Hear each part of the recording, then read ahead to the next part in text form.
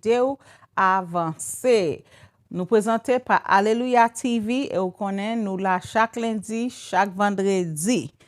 Et nous disons une fois encore un bonjour et bienvenue. Avant de commencer, nous connaissons ça déjà, il faut nous remercier bon Dieu pour la vie qu'il a nous avec une autre opportunité pour nous capables apprendre et puis grandir. Aujourd'hui, nous parlons apprendre Kijan pour nous parler sur objectif nous, rêve nous, et plan nous pour l'avenir nous. OK? Bon Dieu, il y a un plan pour chaque monde. Et puis apprendre anglais capable d'ouvrir nouveaux portes pour nous, prendre cahier nous, prendre plume nous et pour nous capable apprendre. Et vous connaissez ça, si vous pouvez faire ça déjà, share pour nous, share, partager. Et puis abonner, si vous pas abonné ou pas écrire dans les commentaires. Et puis, I'll share dans WhatsApp, I'll share dans Facebook. Et pour capable gagner plus d'élèves ensemble avec nous qui apprennent tout. Une fois encore, bienvenue à English4Life qui est présenté par Alléluia TV. Vous connaissez avant de commencer une leçon nouveau. Nous voulons faire révision. Nous ne pouvons pas camper trop dans la révision aujourd'hui, non? Mais nous pour aller. Nous avons fait révision numéro. Après ça, là, nous finissons faire toute révision, nous devons pour un petit break. Nous demandons n'importe qui est là avec nous pour la première fois, toujours écrire nos students dans les commentaires pour nous capables de battre bravo différent pour vous. So, nous avons commencé à écrire dans les commentaires, mais nouveau leçon, nous toujours demandé c'est dans le pour écrire. OK? So, nous gagnons number 46. Number 46. Et Altene Alcide, nous saluons. Elsie, Simerville, nous saluons. Madeleine, bonsoir. Hudson, Edith, Milo, welcome. Et nous saluons tout le monde qui est là ensemble avec nous. Déjà, okay? So the number is 46. The next number is 63. 63. The next number is 63. Dans commentaire, on peut écrire pour nous. Bienvenue, Beatrice. The next number is 77. Bienvenue, Marie-Ange. 77. Good job, élève moi. Bonsoir, Patrick. Bienvenue. All right. The next number is 95. 95.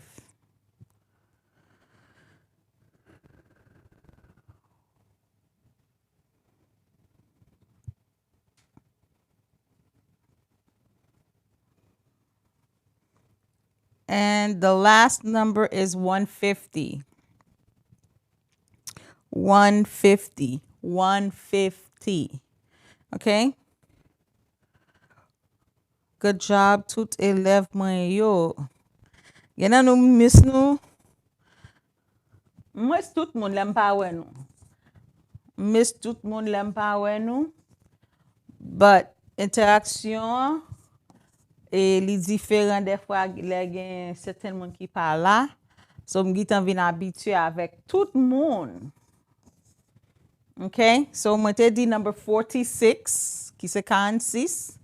63, qui c'est 63, 77, qui c'est 77, 95, qui c'est 95, and 150, qui c'est 150. Guirlaine, bonsoir. Okay. Good job. Oh, I'm so proud of my students. Élève moi yo, moi content, moi fier de nous. Okay, so nous allons faire time. Okay, nous allons faire time. Nous connaissons numbers avec les ou important parce que si nous pas connaissons numbers, nous pas l'argent. Numbers deals with money. Okay, time. 8:30 a.m. Pas oublier phrase complète. What time is it? On peut écrire 8:30 a.m.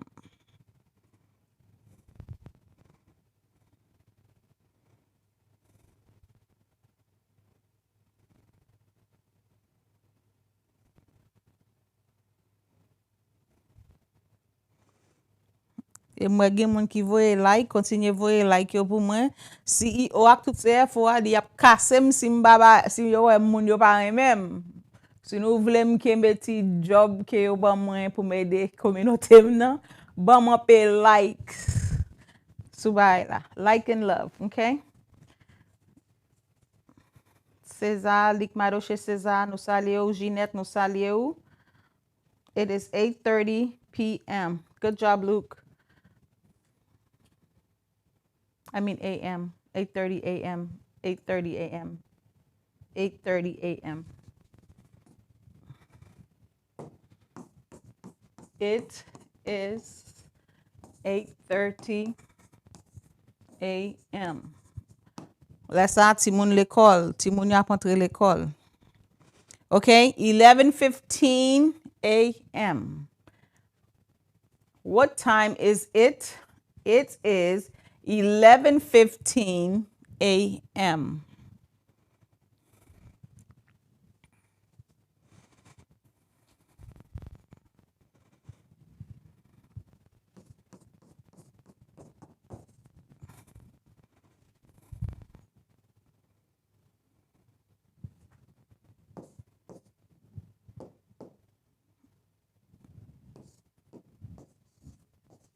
Good job, Milo. Good job, Luke, Beatrice, Madeleine. Hudson, 15. 15. Okay, probably again 50 avec T-Y and puis again 15, T-E-E-N. Okay, it is, what time is it? 2:45 p.m. Pour moun mwen pon shift 3 What time is it? It is now 2:45 p.m. Okay? It is 2:45 p.m. Nous still a fait révision là, qui still gain accordance avec numéro. Okay? 2:45. Good evening, Monia. Welcome.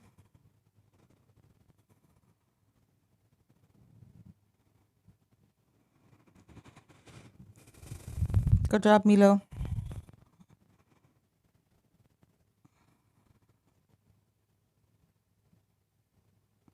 Good job, Luke. Madeleine. Hudson. Good job. Great job. All right. Now continue. It is 6. What time is it? It is 6 a.m. Pour moun ki pal pon travay 7 o'clock mayo. Ou bien 6 to 2. It is 6 a.m. What time is it? It's morning. Time to wake up. 6 a.m. Good evening, Jean-Marc. How are you? Good job, Milo. Good job, Luke. Good job, Madeleine. Good job, Beatrice. Good job, Elsie. Good job, Edith. Good job, Hudson. Okay. James Pierre-Louis, new student. Nous saluons. Bâton bravo pour James. Okay, et puis Maya. Nous saluons Maya on Facebook. Nous saluons Maya on Facebook. Good job. Mon Facebook moi yo. Nous saluons, nous do. All right. Maya, I love you too, baby girl. Okay, now continue. Nous te fait 6 p.m. All right.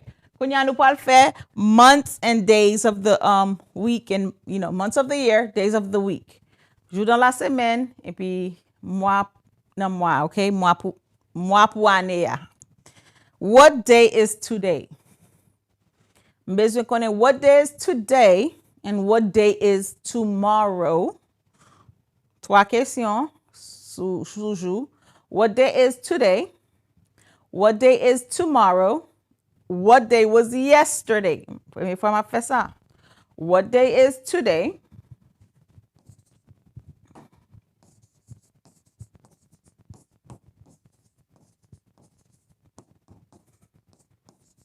Écris une phrase complète pour moi. What day is tomorrow?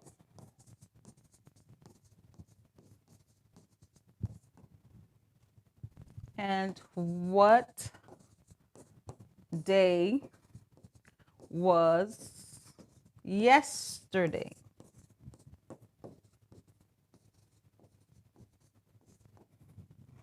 Okay. Again, 3 moun sur Facebook. Good job, Maya. Today is Monday. And Madeleine, Milo, Hudson, Edith, Elsie, Jeanette, Luke. Good job, Luke. All right.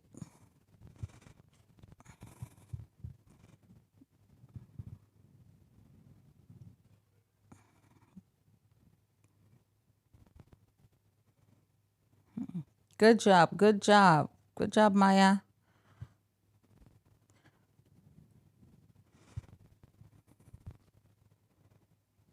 Okay. Good job. Today is Monday. Tomorrow will be Tuesday. And yesterday was Sunday. Élève moi au fort. I'm so proud. I am so, so proud. Okay. Good job.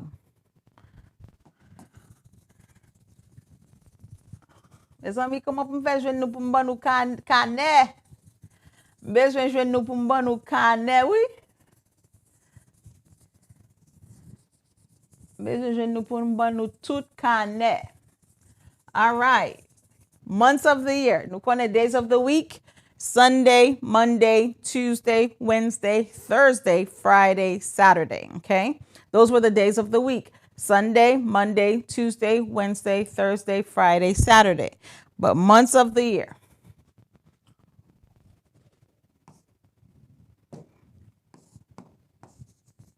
What month are we in? What month are we in? What is next month?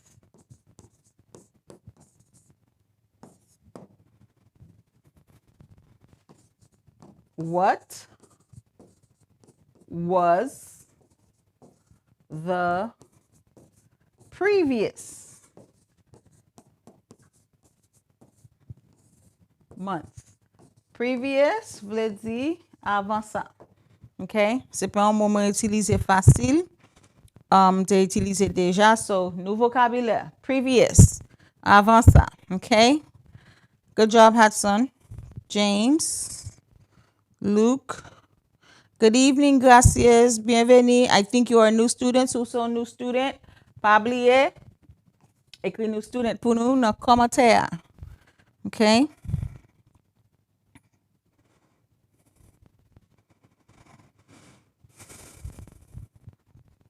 Trois questions. What month are we in? What is next month? What was the previous month? OK? Parce que ou ka arrive an kote, yo pozo an question, faut ka konnen comment pour répondre. Good job, Maya. Et good job, Luke. Jeanette, great job. James, good job. Good job, Luke. Good job, Luke. Okay. Because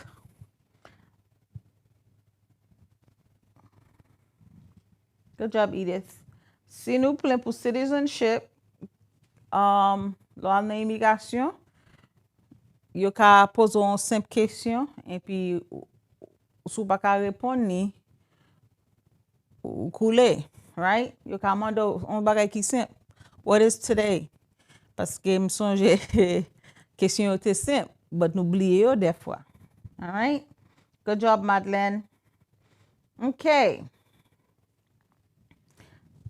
Good job, Maya.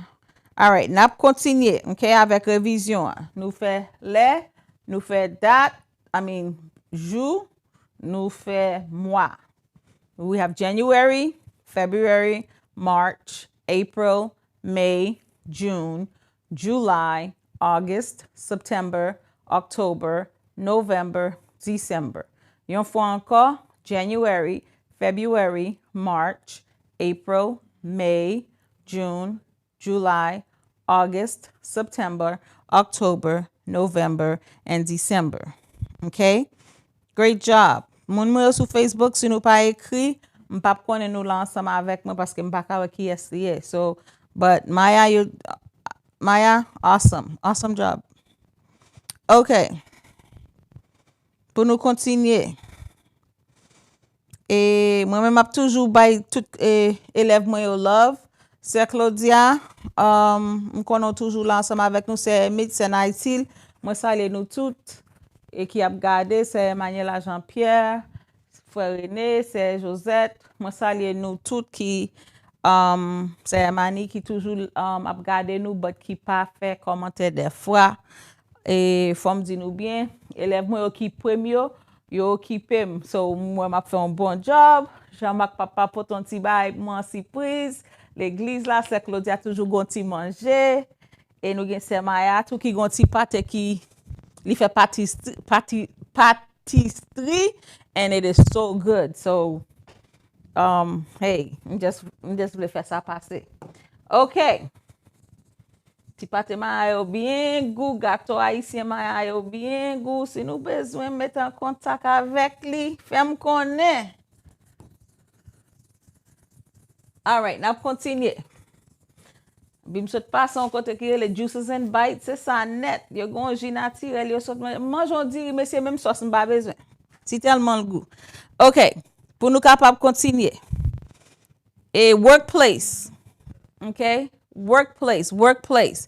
Nan place travail ou parce que nous te parlé de travail, leur travail en côté, comment pour communiquer. C'était dernier ça nous te fait vendredi, ou ka mande sou besoin aide. Can you help me? Okay, parce que nous travaillons en équipe. Can you help me? Let's work together. I finished my job. Good job. All right? So, sou besoin aide, ou demande aide. Can you help me? Sou ap travay avec l'autre monde tout, ou ben nou vle travay ensemble, ou dit let's work together. Yo ka mande ou tout. C'est pas celle ça ap dit non. But le on l'autre monde parler ensemble avec ou tout pour qu'à comprendre ça yo dit là, right? C'est à demander de ou. Si yo mande, can you help me? Pour either répondre yes. Je souhaite c'est yes ou répondre and no parce que nous voulons travailler ensemble, collaboration. Let's work together. So fini, I finished my job, I finished my work. Ou bien soit travailler avec un monde ou elle fait un good job. Dis li font un good job. Ou même tout si boss ou bien l'autre coworker, nous te do coworker, collègue travail ou do good job pour qu'à comprendre ça ou do là. Right? So ba konnen si nous voulons faire pour me faire révision de ça.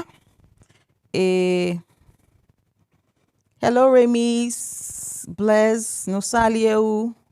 Hello Z Manuel, Isana Albeck. Oh, you live in Turks and Albert. You live in Turks and Caicos. Hey, nous gon élève juste Turks and Caicos. Okay? Marie Préville, nous saluons Aurélia, welcome. Et nous te manquons. Okay. Nap continue. Yes, I can. Good job, Madeleine. You ask, can I help you? Yes, I can. Toujours bat pour friendly dans travail parce que nous te parlé de ça, customer service ou bien comment pour honnête dans travail ou comment pour faire gentillesse, right? You need to be kind. You need to be nice. All right. Avant ça, m'a connaît si nous avez question non for teamwork. C'était leçon vendredi. Okay. Household chores. Okay. Household chores. Nous te parlé de wash. Okay. We wash the dishes. I wash the dishes. You wash the dishes. He washes the dishes. Okay. Nous parlons de laundry. OK? Pour moi-même, là, do laundry is what either you're washing, drying, or folding clothes. OK? C'est trois bagailles. Laundry, c'est laver, pas dire passer. Laver, sécher, et puis ployer rad. Ou capable à repasser, nous pas parler de passer, iron the clothing too. So tout ça fait partie laundry, right? Parce que il y a un rapport avec sous-vêtements, vêtements, robe, all that. Okay? I clean the kitchen. Moi nettoyer. Nous parler de clean. Nous parler de household chores qui c'est l'on nettoyer en caille. Parce que faut qu'on comment pour répondre et là on parle ensemble avec vous tout faut qu'on ça a dit especially si on travaille dans le domaine clean house yo qui c'est un travail qui peut être bon petit monde m'entendez. Okay? All right. And then, nous avons parlé de technology, review n'a fait. Technology. I watch YouTube, right? Nous garder. Watch. I check my email. Ou checker email ou. I use WhatsApp. Ou itilize WhatsApp. Okay? I use Facebook. Ou bien I have ou gagne Facebook. I have TikTok. I use TikTok. Okay?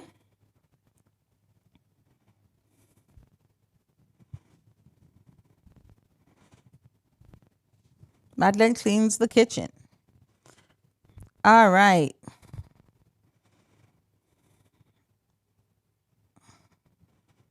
OK, so, pour nous continuer, toujours parler, là, nous parlons de technology and social media, réseaux sociaux, nous disons pour faire prudent, cautious, be cautious. Qui fait nous dire be cautious parce qu'on a perdu tout ça ou gagné dans imprudence, right? Mot de passe, your password, nous te fait review pour password, supposé secret. Nous disons ça déjà, nous toujours comme si bon petit avertissement sur quelques bagailles. Nous pas juste voulons montrer anglais pour parler anglais, but nous besoin protéger tout, OK? C'est mon nouye, haïtien pour haïtien, nous toujours voulons protéger.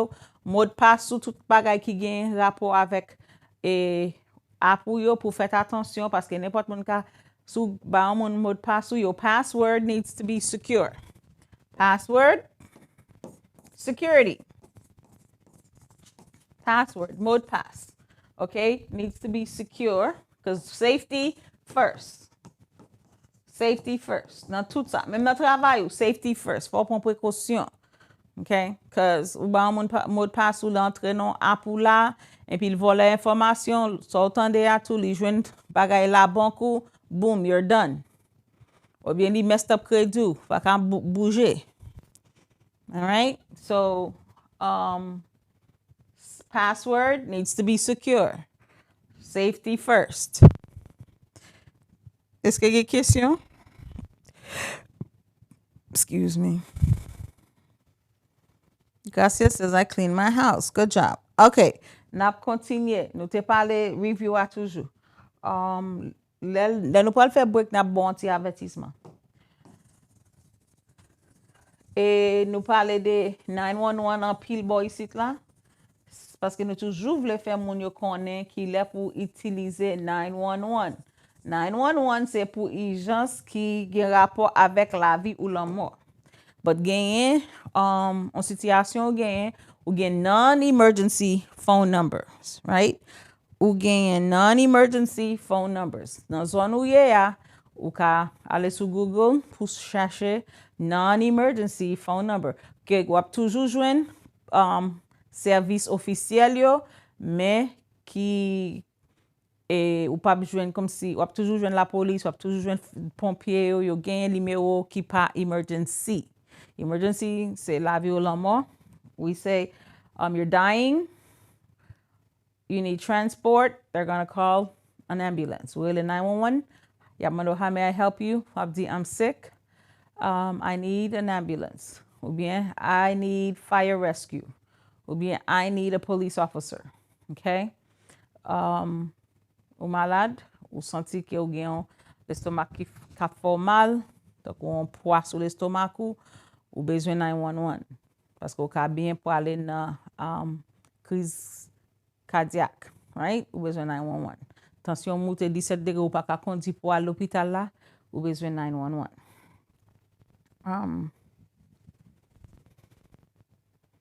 Princess.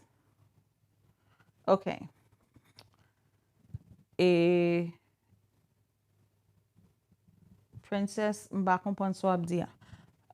Nou genye service emergent yo très important pour vous, but faut konnen comment pour utiliser yo. Okay, you have to know when to use them, when to use ki la pour utiliser yo. All right? So, et nou kapab utiliser service 911 pour sou genye yon moun vin kase kayou, li gen zam. Yes, 911 definitely. I need the police. Gun. Boom, yap voye moun. All right? Yap voye tout koa pour tout emergency ou gen pour sak people yap pou kapab ede ou. But nou toujou sa la nou do 911, nou tou ba ou directions. Et ou bien si c'est la ka ou ye, you want to tell them I'm in the bedroom. Si c'est dans chambre à coucher ya, ou bien I'm in the living room. Therefore you have to open the door, leave the door open. Living room pour yo capable entrer. I'm in the kitchen. Okay? Or I'm in the bathroom. Si c'est tombeau pas ka lever. Ou ap di I'm in the bathroom. All right? So, faut konnen ki kote ou ye nan kayou. Nou te fè leson kay la bien longtemps. Et pou kapab di yo ki kote nan kay la ou ye. All right? Ou bien, ou kapab di yo I'm in the back of the house. Si se deyo a. Ou ye, faut konnen koman pou bayo direksyon, nan ki direksyon ou ye kote ou ye a. So, nou te toujou pale de direksyon, directions. I am in the back, ou derrière Kyla, I'm in the back of the house, or I'm in the front yard, or front of the house, or I am in the back of the house next to the garden. Okay, moi derrière Kyla, bokote jardin, or I'm beside the gate, beside, okay, bokote toujours. Ou bien, si c'est dans la rue ou ye, ou vle di yo, I am to the left of the post office. Or, where is the school? The school is in front of the police station. Okay? Nou pale de direksyon, faut konnen directions. Lots of directions. Li très important pou ka konnen lokasyon and direction. Okay? Et, ou genyen next to, c'est bon côté. Besides, c'est bon côté. Near, tout près. Near. Near the door, tout près porte là. OK? Parce que nous sous 911 toujours sommes just utiliser directions pour service 911 là, but c'est même bagay ça nous utiliser là nous dans maquette là, ou besoin connaît qui botel bagay dans maquette là, you can ask. Okay?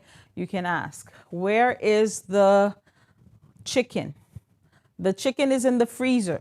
Where is the freezer? The freezer is in the back of the store. Okay? Where is the rice? Kote diri the rice is on aisle 3. Where is aisle 3? Aisle 3 is to the left of the store. Where is the bathroom? The bathroom is in the front of the store, next to customer service. Okay, so direksyon yo très bon. Mwen toujou dil, nou, tout sa nou moutou, se bagay ou ka itilize an travè tout bagay. Okay? Straight ahead, tout droite. Okay? Forward, pi devan, nan tem sa yo. Backwards, pa deye. Okay? Eske gen kesyon? No questions? Pa gen moun kap di yon bagay? Alright. So, nou genyen a left, right, front, and back. Pa bliye yo. And then nou gen close to, tout près. Tout mot sa yo vle di preske gen menm signifikans la, ok? Close to, tout près. Parce que c'est un monde qui te demande une question pour me plus réviser ça, c'est ça que fait sous m'a répété yo, monde qui demande moi et pour me réviser yo. Okay? So,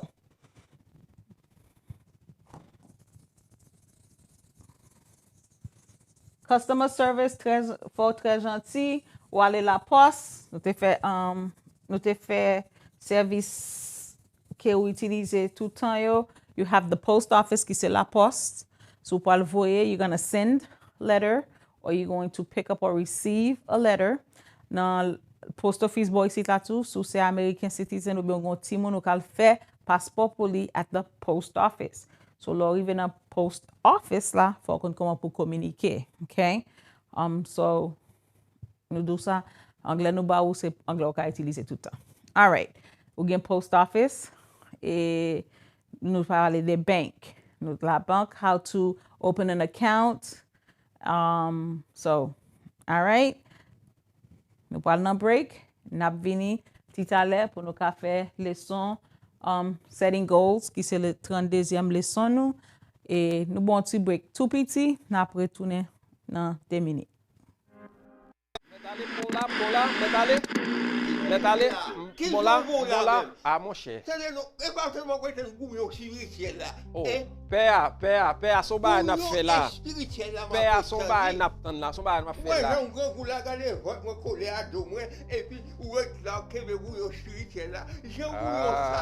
C'est vrai, nous te font camper vrai. Mais n'a tourné, 27 avril, ouais pas ouais, avant le CT, avant le 8, avant le 9 du soir. N'a tourné oui bouillon spirituel a tourné m'gen tan ouais ti l'estomac ou faible vrai moi depuis sous jambe ouais boss ou mettre aller pas oublier 27 avril ouais pas ouais n'a tourné avec bouillon spirituel pas oublier non like abonner partager parce que nous connaissons aimer nous même tout nous aimons n'a tourné Alléluia TV bouillon spirituel.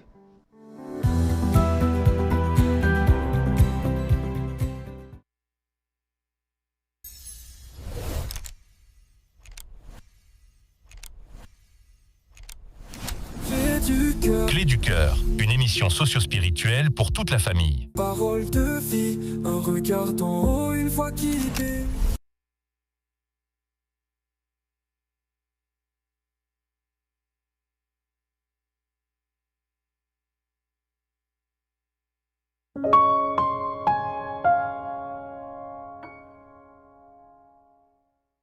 Comment nous y est? Est-ce que vous avez aimé apprendre à parler anglais?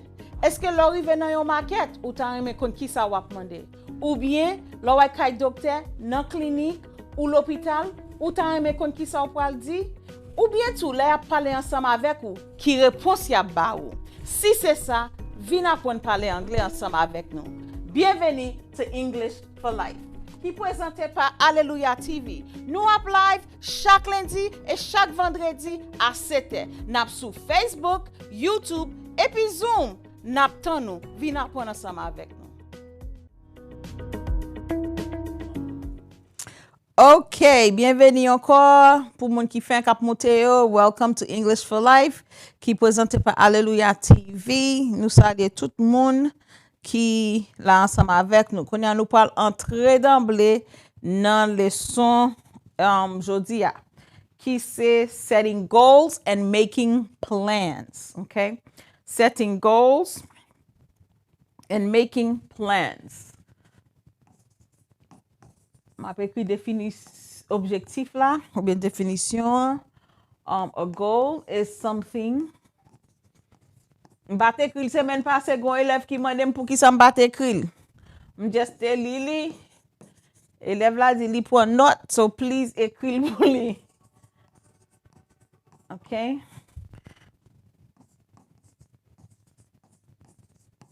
Ma pas lire.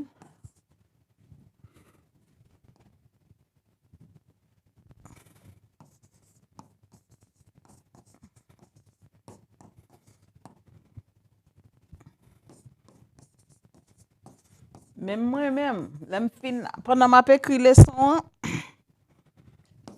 et puis, me dit, oh wow, faut mal appliquer ça m'a bail là parce que moi gagne un nouveau objectif dans la vie. So, j'étais bien content. C'est leçon ça m'était schedule. All right. Qui ça yon goal lié? On m'a dit en créole avant, yon objectif, qui c'est goal, c'est yon bagay ou vle réaliser. Et yon plan, c'est étape ou point pour arriver à objectif ça, right? A goal is something you want to achieve.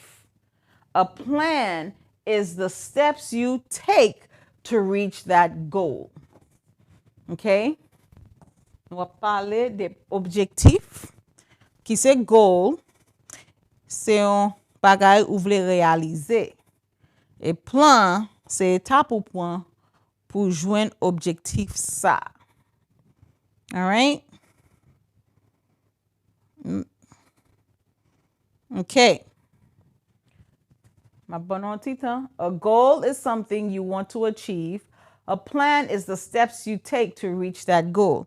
Qui fait cette leçon ça m'a fait parce que me dit nous déjà nous gagnons et leçon nous pour faire des finances and then après leçon finance là et n'a tout monde au jour peut-être m'kwe ou tout rete branché et puis nous pour Alléluia TV gagnons finance épisode y a passé. So nous a préparé pour ça, OK? Leçon nous prenons l'autre niveau, commencer en mois d'août, si Dieu veut, et nous préparé pour ça. All right? OK. So, nous gagnons vocabulaire, nous toujours bail pour les gens qui ne connaissent pas. Vocabulaire en pile, pour vous joindre dans la description et nous description leçon. Si vous cliquez, vous toujours jouer un link qui beau description qui décrivait leçon pour vous jouer un link vocabulaire sous par écrit.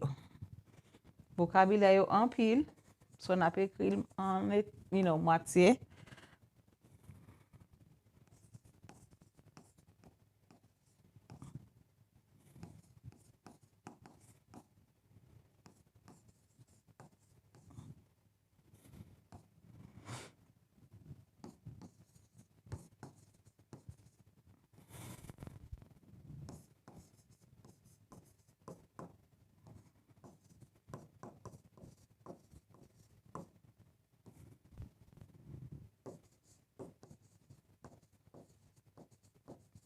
OK, nous avons goal, qui c'est objectif. Dream, qui c'est rêve. Plan, c'est plan. Future, l'avenir. Success, succès. Learn, apprendre. OK, goal, objectif.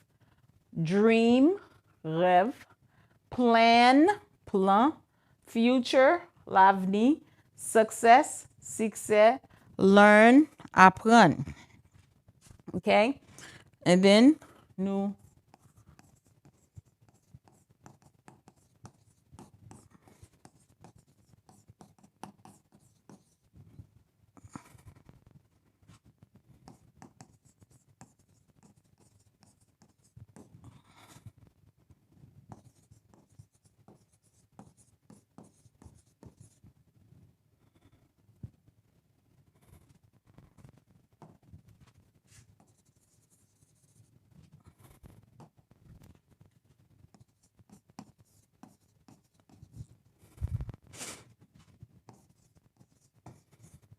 nous mettons à écrire ensemble avec.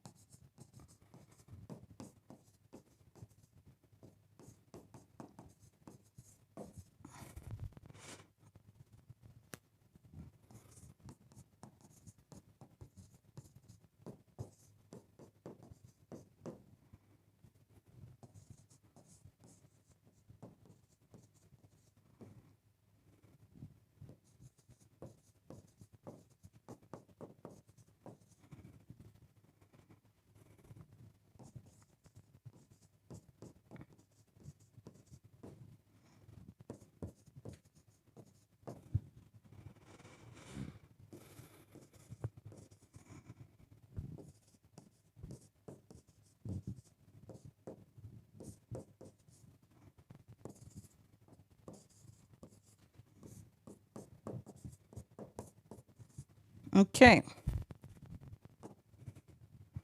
So, nous gagnons practice, qui c'est pratiquer, improve, améliorer, begin, commencer, continue, continuer, finish, fini, achieve, réaliser, believe, croire, opportunity, opportunité. OK?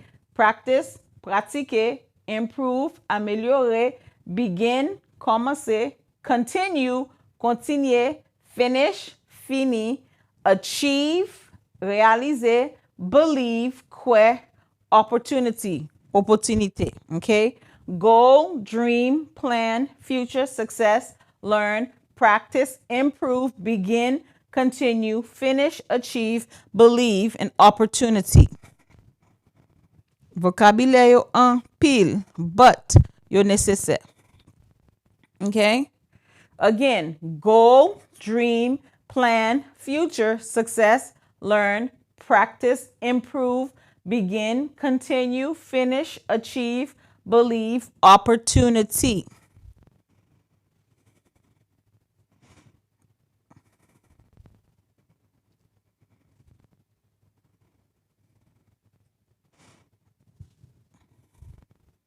On connaît, et gen moun qui écrit, puis vite passer en lot. But nous allons continuer, parce que pas oublier, moi dit nous, et nous gen une description dans vocabulaire dans description. OK? OK. Now, talking about goals. Nous allons parler des objectifs, nous. OK? I have a goal. I have a goal. I have a goal. Mwen gen yon objectif. OK?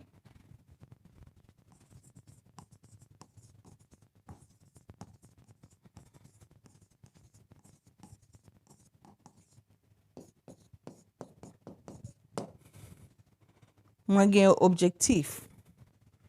Ki sa ki goal la, right? What is your goal?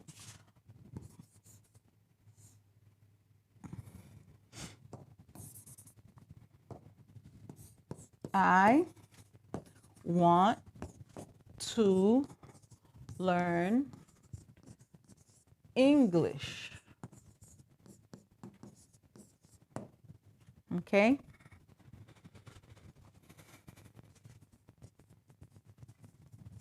Je voulais apprendre anglais. C'est goal là. OK? C'est objectif là. All right? Macnel Petit Homme. Bienvenue, Macnel. Nous gagnons un nouveau élève. Nous gagnons un nouveau élève. Bienvenue, Macnel. All right. Goal. I have a goal. What is your goal? I want to learn English. Okay?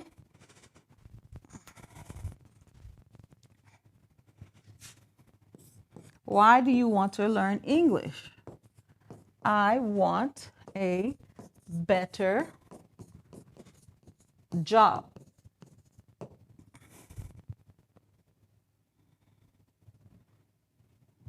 Right? I want a better job. Mwen vle yon pi bon travay. Right? Parce qu'on a un objectif, ou gen une raison. OK? Ou ka gen l'autre raison. I want to help my family. Mwen vle aider famille mwen. OK?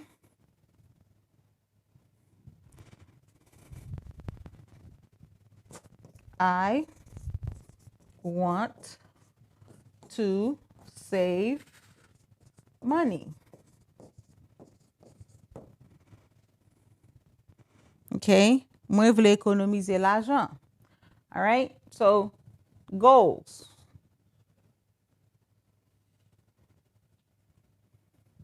These are your goals. Mwen, tout objectif, right? Your goals. I want to learn English, say on goal. I want a better job, say on goal. I want to help my family, say on goal. I want to save money, it's another goal. Okay? I'll say goal. What is your goal? E ou même. What is your goal? Écris pour moi dans commentaire. What is your goal? M'bap gitan li tout non? Hello, Sayolen. But what is your goal? Écris na kayo too. What is your goal? All right. So we're talking about goals, okay? Then, kunya, since we talked about goals, now we're going to talk about plans.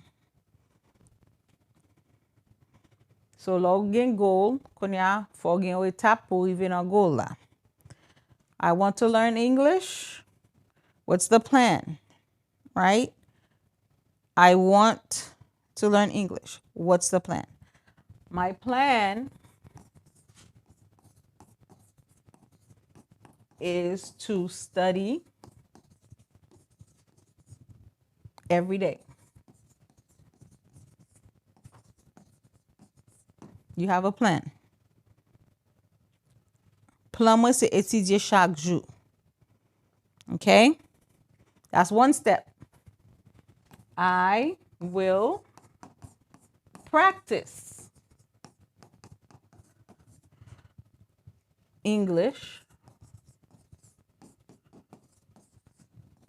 for 30 minutes. Okay? Konya ou bay tetou, ça c'est plan. Ki sa wap fè, wap pratike pou 30 minutes. Pa bliye, tout a fè nou mare. De pale nou de lè, right? 30 minutes. I will practice English for 30 minutes. Mwen pral pratike anglè pendant 30 minutes.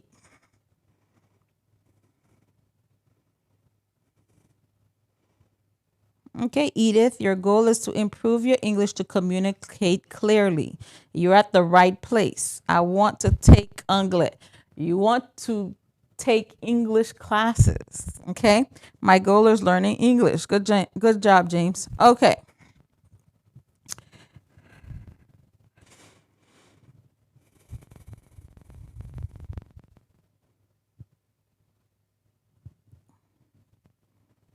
Ma ban nou ti tan pou nou ekri goal nou pou mwen. What's your goal? And then, konya nou nan plan, right?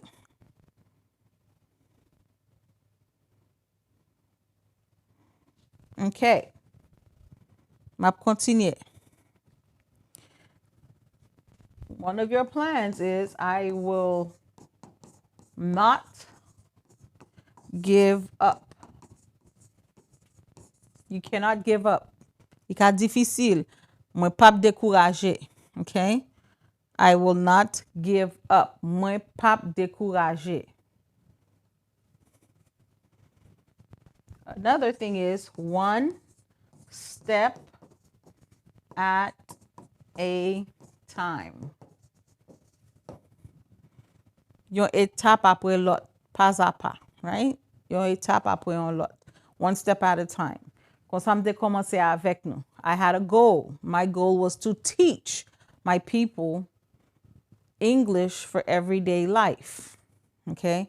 Plan objektif mwen sete montre kominote haisyen mwen koman pou yo pale anglè pou outin yo chak jou.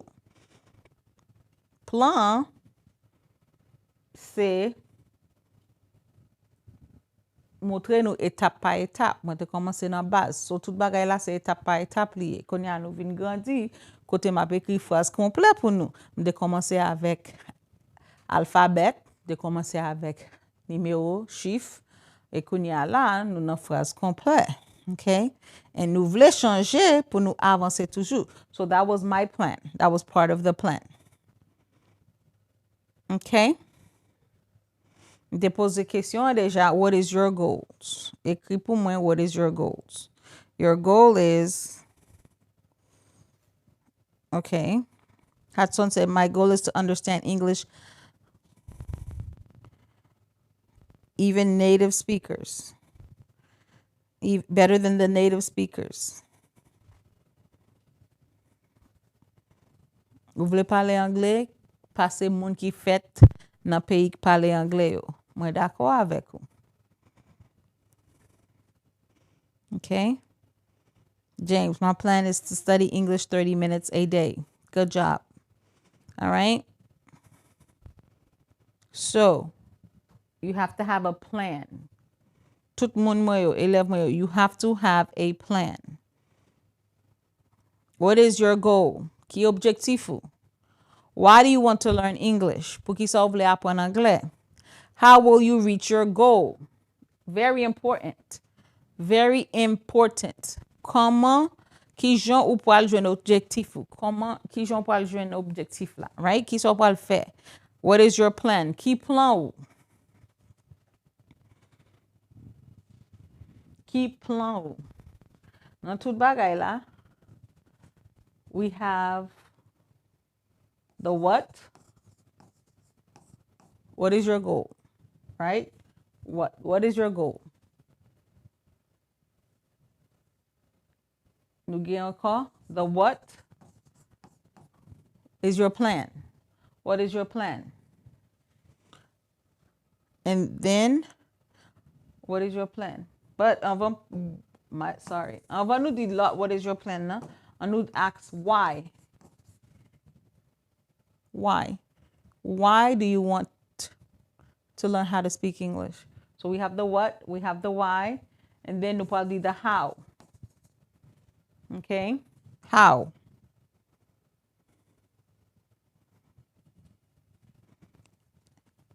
And then the what encore. So what is the goal?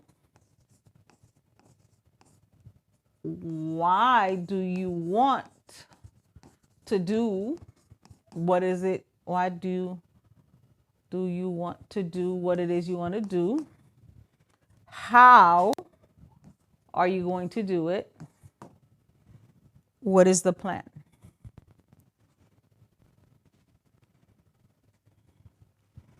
Okay? So, soit parler avec yon moun. Avant continuer. I want a job. Okay, gracias. Gracias says I want a job. I want to apply for a job. My goal is learning English. Okay. Konvèsasyon. Toujou fè li. We have a conversation now. So nou gen person 1, person 1. Pou m ka fè l pi fasil. And then person 2, okay? Person 1 says, ask, what is your goal? Ki objektif ou? Right? Person 1. Person 2, my goal is to speak English well. Person 1 asks the question. They ask the what. What is your goal? Person 2 states their goal. Li di objektifly. My goal is to speak English well. Okay? Person 1 asks the how. No, sorry. Person 1. Bam fel separe. So person 2 over here, okay? States their objective. All right? Person 1 asks the how. How will you do that? Person 2, okay, person 1, Creole la. Ki jan ou pral fè sa? How will you do that? Person 1, ki jan ou pral fè sa? Person 2, I will study and practice every day. Okay? I will study and practice every day. So the what and the how was stated, okay? Person 1, I believe you can do it. Li di mwen kwe ou kapab fè li. Sa se encouragement, pa vre? I believe you can do it. Person 1 believes in you. Mwen kwe ou kapab fè li. Person 2 says thank you. Li remerciye. Right? Nou toujou dou sa, nou reme bagay, nou reme customer service boy sit la. Gentillesse, communication, proper communication. Person 1, what is your goal? Person 2 says, my goal is to speak English well. Person 1, how will you do that? Person 2, I will study and practice every day. Person 1, I believe you can do it. Person 2, thank you. Si mde gen élève avèk mwen, nou tape fè li. Jean-Marc, map tan nou boy sit la. Wo chill. Next time. Map gen élève la avèk mwen nan studio a. Pou nou ka fè konvèsasyon a. Ok? So, nou gen goals. Nou gen plan. Nou bezwen konen mot d'encouragement ki pou ede nou. Paske defwa nou bezwen encourager tèt nou. Nou bezwen moun pou encourager nou. Steven Fortilien. Hello, how are you? Okay. Edith says, I will listen to the conversations every day. I will listen to the conversations every day. Okay. Good method. Good method. Fò nou gen metodologie. Pou nou employe. Pou nou kapab realize goal sa yo. Okay. Good way. Good job. Okay. So, Gerda, you're welcome. Gerda Louis, bienvenue. All right. Now, words of encouragement. Okay. Mot d'encouragement. Never give up. Never give up. Please.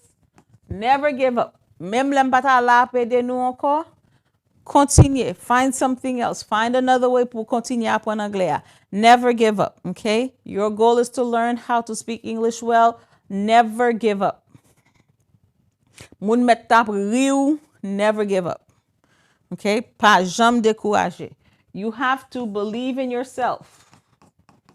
Même là ou pas bien dili, but essayez quand même, okay? And then, pa pe kritik too. Ok, pa pe pou moun korije ou. Gen moun ki korije moun avek arrogance, pa gade sou arrogance moun nan koman la kritik, you know, pon sa ki bon la don nan. Alright? Okay. So, believe in yourself. Kwen nan tetou. Ma pe kri mot d'encouragement yo pou. With God's help, all things are possible. Okay? With God's help, all things are possible. Avec aide bon Dieu, tout bagay possible. Nou kon sa deja. Map di nou, avec aide bon Dieu, tout bagay possible. Okay? We're gonna practice every day. Même laisse parler, practice every day. Faut pratiquer every day. Ki fèm vini la chak lundi ak chak vendredi, c'est pour nous capable mardi, mercredi, jeudi, pon pou kon nou. Samedi, dimanche, pon pou kon nou pour nous préparer pour lundi ya. Nous soutren ça ensemble. Okay, na privé. Practice every day. C'est ça que fèm di nou, ekri yo nan kaye nou, please. Ekri nan kaye nou, and then pour nous ka réviser yo, ou ka regarder leçon an, regarder le pratiquer chaque jour, fait l'esprit avec une plus force. C'est un bagay moi quoi là dedans et me toujours répéter li. Révision et puis practice, fait l'esprit avec une plus force. C'est pour nous réviser pour faire l'esprit avec une plus force. Okay? Excuse me. Small steps at a time. Right? Oh, that's different. Small steps. C'est mot d'encouragement. M'a écrit. Leads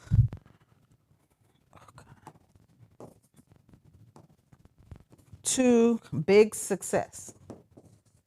Okay? Small steps leads to big success. Small steps lead to big success. Ti étape mène gros succès. Okay? Ti étape mène gros succès. All right? Ça c'est mot d'encouragement. Never give up. Believe in yourself. With God's help, all things are possible. Practice every day. Small steps lead to big success. Okay?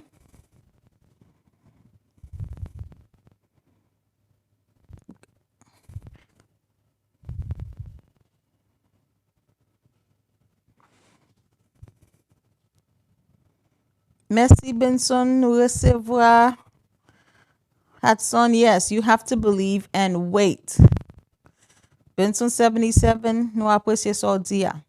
All right, you have to believe and wait, okay? Never give up. M'a dit nous ça encore. Pas jamais décourager. Parce que si nous décourager, nous pas privé. Pas jamais décourager. Believe in yourself. Kwen an tête ou. With God's help, all things are possible. Avec bon Dieu, tout bagay possible, okay? Parce que m'gen élève qui dit m'pas ka songe rien, teacher lè ou rencontre avec moi. Gen moun qui pi âgé, ou dit m'pas ka songe rien et puis après ça y a répété leçon en bas moi. Et bagay qui fait que m'content, m'nou pas ka songe rien et puis ou après répéter leçon en bas moi. C'est moi qui mette dans tête tout et moi qui répéter pour ouais, ou ka songe li. Ou ka pas songe tout bagay même côté à but tikal patikal la vini sous la caillou, lò gen on ti temps ou mettre sous toilette là. Prends caillou, entre dans badoum nan. Et puis font ti réviser ou bien si téléphone nan main, click on the YouTube, aller back dans leçon pendant que sous toilette là, ou prendre 3-4-5 minutes là dans le corps, okay? So you have to practice every day. Every day.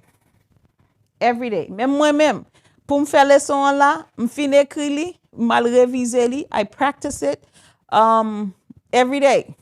Okay? All right. So, for pratiquer écrit tout. M connais gen moun li difficile pour yo, but gen moun for pratiquer écrit. All right? My goal is besoin pour écrit 5 et Fraz sa yo. Okay? My goal is nakayo oui, ou ap di ki sa goal ou ye, right? That's 1. I want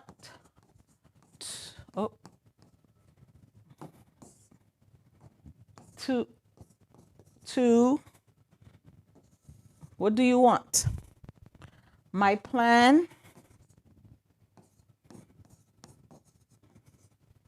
is, what is your plan? Okay? I will practice.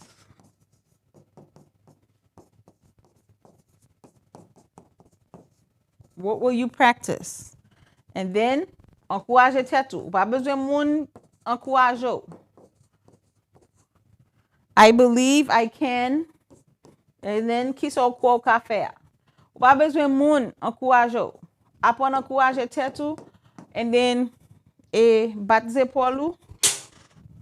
Bat zépol ou. L'offin ou font. Pas faire une grosse planification pour pas achever, pour pas réaliser objectif là, right? Moun mwen qui dit their plan is to learn how to speak English. Great goal, bon objectif. How are you going to do that? Okay, a little by little, tikal pa tikal. Okay, Edith, don't give up. Okay, li difficile, but piga nou give up. And then ou di how, ou met ton plan en place, kon y a même comment pour le faire, ou ap dérouler plan. I want to buy a house. Your goal is to buy a house. My goal is to buy a house. How I'm going to buy the house? What's my plan? Kon y a, fòm travay sou plan mwen, nan tout bagay la. I want to be a nurse. That's your goal. How are you going to be that nurse? What are you going to do? Well, écrit plan, okay? Like you said, you want to learn English. You want to have a better job. You want to learn new skills. How? Tout sa yo. Ale nan Google. Sou pa ka écrit. Speak it, okay? Di Google, I want to be a nurse. What's the plan? How do I become a nurse? Google la ba ou plan. Me ki sa pou fè. Écrit plan. Retirez dans Google, mettez-le dans cahier. And then chaque con, nan, ou ka genyen on goal, epi ou genyen 10 plan. Chak kon ou yon etap yo, ou realize li, ou ba yon check mark, right? Ou ba yon check mark, sa ou fini avek sa. Ou fon lot check mark. La ou gen vizyon an devon ou vizyon akle, and then ou ka chak kon realize li, ou ba yon check mark ou progrès, sa do accompli objektif, right? It helps you accomplish your goal. Because kon ya ou ka weli, I did this, yes. And puis, bat bravo pou tetou. Ba bezwen moun bat bravo pou ou. Mwen ba bezwen moun bat bravo pou mwen. Même les bat bravo a bel ou senti ou feel good, but lot bat bravo pou tetou, sometimes it makes you feel better. Okay? All right.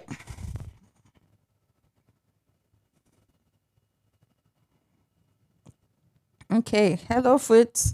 Ou ka panso pa ka retenil, but for keep up practice li. Li ka difficile, li ka pon plus temps, but se sa fe for keep up pratike li. Tande ale rekoute yo, tande yo, et puis kontinye. Pa pense son play on a swap fe. Map dil toujou repetisyon fel pi for, l'espou vin pi for. En anglais, nous avons bagay nou le muscle memory, because même cerveau, c'est un muscle lié tout, okay? Lo itilize pour compte li, tant son motel li même pour compte li, la générer ça gain, okay? La vin retenir pour compte li. So just keep practical, keep practice li, keep repetel, et puis li même pour compte li la vin songe li. All right, it's muscle memory. Même c'est ça que fait, par exemple, basketeur yo, c'est ça que fait, yo pas juste rester comme ça, et puis yo aller devant goal là, et puis yo shooter. Okay? Thank you, Beatrice. Basketeur yo, par exemple, ma bay, pour moun qui, yo pas juste aller comme ça, yo prend boule là, et puis yo shooter. Y a touché million, but guess qui ça yo fait? Yo aller, yo practice chaque jour. Moun qui joue football nou yo pas juste monter sous terrain et puis al shooter jou match là. Non, yo aller sous terrain chaque jour, yo pratiquer parce que Pierre pour le songer ça pour le faire, c'est un bagage pour la faire tout le temps. OK? Moun qui joue baseball yo pas juste monter jou match là et puis qu'on y a même yo pour un baseball, yo tire. Non, yo pratiquer li chaque jour. Parce que gon bagay ki le muscle memory, lekòl a fait tout le temps li sonje ça la faire. Et ça fait gen position ou ka wè basketeur, c'est même position li utiliser pour le shooter, c'est parce que c'est un bagay li pratique chaque jour kol sonje, li mette ap courir n'importe côté à la aller direct dans position et puis le fait. All right? And then pour goal là tout, ou après gen moun même les gauche ou bien droite, ou après c'est sous garder sous terrain, les ap courir, ou après c'est même bagay là yo fait parce que c'est lui même yo pratiquer. So sous pratiquer chaque jour, l'esprit ap songe la retenir les n'a ka kembeli. OK? Li ka difficile, mais li capable fait. All right? Ba konnen si leçon presque fini though. Then nous gagne, what is your biggest goal? Okay? What is your biggest goal? Pour ça c'est pour vous-même. Okay? Ça c'est pour vous-même. Ou ap écrit goal ou ap écrit I want to. Par exemple, on va montrer now what is your biggest goal. My goal is to speak English. I want a better job. My plan is to study every day. I will practice with my family. I believe I can succeed. Okay? My goal is to speak English. I want a better job. My plan is to study every day. I will practice with my family. I believe I can succeed. Okay? All right. Speaking. What is your biggest goal? What is your biggest goal? Ki pi gwo objektif ou gen? Ki objektif ki pi gran ke ou gen? Okay? Why is learning English important to you? What will you do this week to reach your goal? Pour qui ça anglais apprendre anglais important pour qui soit fait semaine pour achever pour réaliser objectif. Okay? Wap écrire dans kayo and wap écrire dans kayo en phrase complète. All right? So, map challenge nous m'a challenge nous et écrit un objectif pour moi ça ak yon bagay ou pour le faire chaque jour pour arriver joindre objectif ça. Okay? Write one goal for this month and one thing you will do every day to reach that goal. Par exemple, objectif moi vle améliorer anglais moi, right? So objectif là, plan, moi pour le pratiquer pendant 30 minutes chaque jour. I want to improve my English. I will practice for 30 minutes every day. Okay? So, ma bonne m'di nous ça n'a changé phase English for Life. So, nous gagnons un mot pour semaine qui c'est goal, objectif, okay? Et puis nous tout dou ça, success begins with a goal. Succès commence avec un objectif. So, nous voulons bon phrase pour kembe objectif ou bien goal is on va écrire mot pour semaine is goal. Objectif. And then phrase ou success begins with a goal. Succès commence avec un objectif. Nabdou, merci parce que vous apprenez avec nous aujourd'hui à songer que chaque jour, chaque rêve commence avec une première étape. OK, continuez à apprendre, continuez à pratiquer et puis pas jamais suspendre quoi dans tête ou avec aide bon Dieu avec détermination ou capable de arriver à un objectif. Continuez à partager English for Life sur Facebook et YouTube. Et puis, abonnez à Alléluia TV pour plus de monde qui apprendre avec nous. Pas oublier, nous gagnons Tips of the Week chaque dimanche, clé d'Ikea, bouillon spirituel, The Upper Room. Nous gagnons Parler entre amis, nous gagnons Alléluia Magazine qui a frappé fort. Et puis, nous parlons gagner l'autre émission, nous disons ça toujours qui a venu. Pas oublier, apprendre, parler, vivre English for Life. I love y'all. Moi, aimez nous. Moi, vraiment aimez nous. Parce que nous encourageons, moi, élèves moi capable apprendre. Jonis, bonsoir. Okay, gracias. My goal is God Himself. Great goal. Me too. I'm with you on that, sister. Okay, so nous dit tout le monde merci d'être côté live ensemble avec nous. Pas oublier, nous attendons vendredi 6 juillet.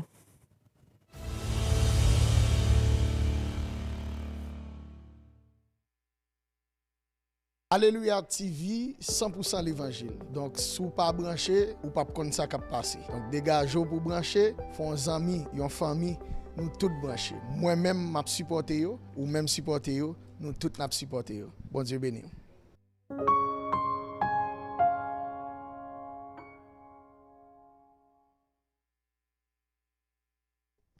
Frère Maxime, yo comment nous y? Mais j'espère que nous très bien grâce à Dieu. Moi, c'est frère guerrier Jean-Jonis. Yo relève tout frère guerrier. Le guerrier qui n'aime pas la guerre. Donc, moi, viens parler nous de Alléluia TV. Que Zie mène porter pour nous. C'est 100% l'évangile. N'a joindre adoration, louange, la prière, message, parole, bon Dieu, et la trier. Dans dernier temps, ça, nous avons besoin de présence, bon Dieu, pour nous faire chimère. C'est peut-être ça. Nous invitons à suivre nous sur www.alleluia.tv ou bien télécharger l'application mobile nous qui c'est Alléluia TV. Ou bien, si vous voulez aider nous, ou carrelez nous tout, ou bien écrit nous sur 813 616 12 13. Pas oublier, 813 616 12 13. Et puis, tiens béred, pas molli.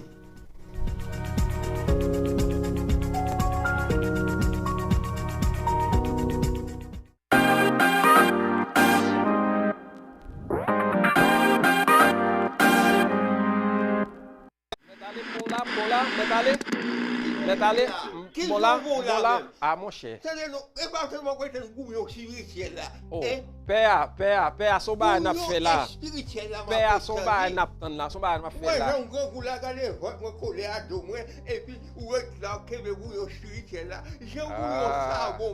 C'est vrai, nous te font camper vrai. Mais n'a tourné, 27 avril, ouais pas ouais, avant le 7, avant le 8, avant le 9 du soir.